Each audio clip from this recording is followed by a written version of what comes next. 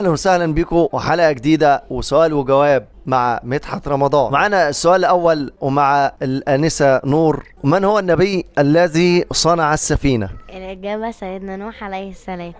ومع السؤال الثاني والانسه سلسبيل: من هو النبي الذي ابيضت عيناه من شده الحزن على ابنه؟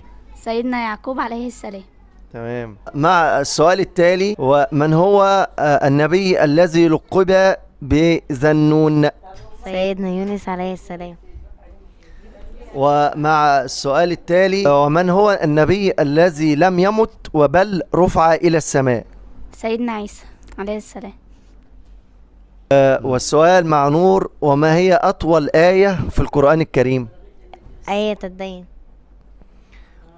السؤال: وما هي أطول سورة في القرآن الكريم؟ سورة البقرة.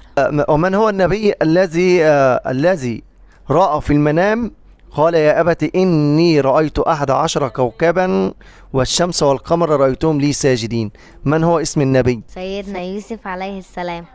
تمام. من هو النبي الذي رماه إخوته في البئر؟ سيدنا يوسف عليه السلام. ما هي السورة الكاملة التي نزلت مرة واحدة من السماء؟ سورة الأنعام. من هو النبي الذي قبضت روحه في السماء؟ سيدنا إدريس عليه السلام. شكرا لكم على المعلومات الهائلة دي، وانتظرونا في حلقة جديدة بإذن الله.